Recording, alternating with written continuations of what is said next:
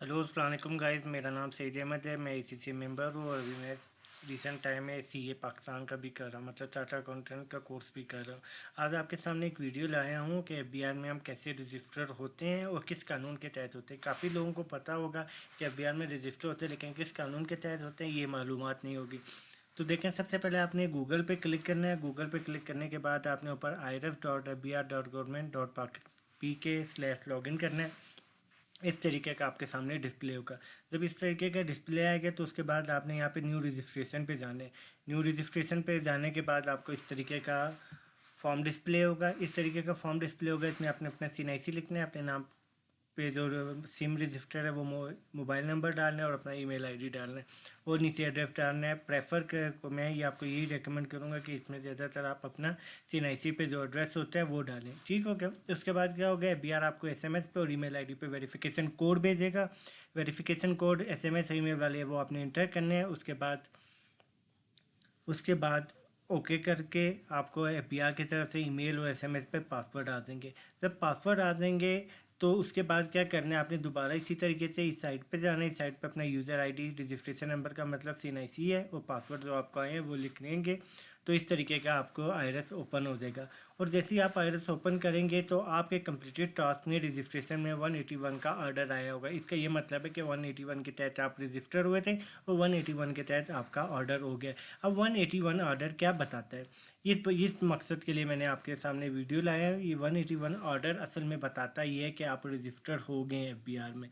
अब वो 181 जब आप रजिस्टर हो जाते हैं तो बताने का मकसद ये है कि 181 रजिस्ट्रेशन बताता है कि 181 का इनकम टैक्स का ऑर्डिनेंस 2001 है। 181 का सब सेक्शन 1 है जो बताता है कि सब टैक्स पेयर ने प्रिस्क्राइब फॉर्म में प्रिस्क्राइब मैनर से अपनी रजिस्ट्रेशन करवानी।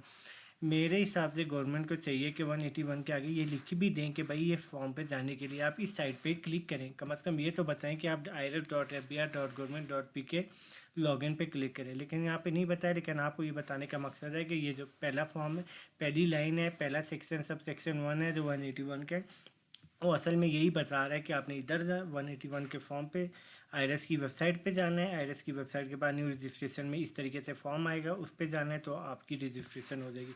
उसके बाद सेकंड सब सेक्शन है 181 का। ये कहता है कि commissioner have a jurisdiction over a case where necessitated by the fact of the case may also register taxpayer in the prescribed। इस बात को सिंपल ये समझे कि जब 181 का ऑर्डर आपको मिलता है ना, उस ऑर्डर को ओपन करेंगे तो ऑटोमेटिक एक कमिश्नर की तरफ से एक ऑर्डर आ जाता है। रजिस्ट्रेशन के लिए आप इस पे जाते हैं, ऑर्डर ऑटोमेटिक FBR की तरफ से आ जाता है। इसके लिए ये कंप्यूटराइज सिस्टम होता है, उसमें ऑटोमेटिक कमिश्नर अलॉट किया गया होता है सिस्टम में FBR के, जिसमें पता लग जाता है कि भाई इस बंदे ने आपकी एप्लीकेशन एक्सेप्ट किया है। हालांकि बंदे को भी, अफसर को भी शायद कुछ ना मालूम हो, लेकिन उसके यूज़र आईडी पे एक नोटिफिकेशन चली जाती है और इस तरीके से आपके पोर्टल पे आपके आईरस पे कंप्लीटेड टास्क है। उसके बाद सब सेक्शन 3 है जो बताता है कि कभी कभार टैक्स पे registration scheme shall be regulated through the rule notified by them.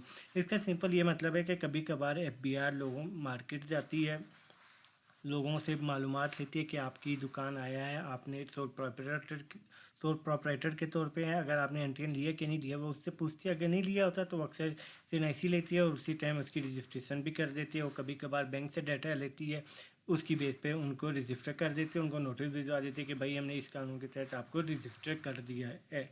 वो आपने सुना होगा कि अभी रिसेंट टाइम में ताज़ी दोस्त स्कीम के हवाले से भी वो भी इसी तरीके से स्कीम थी जिसमें लोगों को रजिस्टर किया गया था। उसके बाद 181 का सब सेक्शन 4 बताता है कि 2015 के ऑनवर्ड से जब भी CNIC, जो आपका CNIC होगा वही आपके एनटीएन नंबर कहलाएगा। अब आपका एनटीएन नंबर इस तरीके से आपका एनटीएन डिस्प्ले हो जाता है। ये भी आप यहाँ पे चेक कर सकते हैं, इसी साइट पे आप जाएंगे तो इसके नीचे ऑनलाइन वेरिफिकेशन पोर्टल आ रहा होगा। आप वहाँ पे अपना CNIC लिखेंगे तो इस तरीके से आपका रेफरेंस नंबर को असल में एनटीएन कहते हैं, लेकिन आज के दौर में आप किसी को भी अपना CNIC बताएंगे वो आराम से चेक कर सकते हैं कि आप रजिस्टर हैं, फाइलर हैं कि नहीं है। तो रजिस्ट्रेशन नंबर CNIC नंबर ही आपका ओरिजिनल में रेफरेंस नंबर कहलाएगा। तो ये कानून है जिस कानून के तहत आप रजिस्टर होते हैं। 181 का ऑर्डर आता है, 181 की एप्लीकेशन जाती है। तो बहुत शुक्रिया, वीडियो को देखें, उसको लाइक करें, सब्सक्राइब करें, चैनल को सब्सक्राइब करें। आप लोगों का बहुत शुक्रिया वीडियो देखने का। मज़ीद मालूमात के लिए चैनल को देखते रहें। Thank you.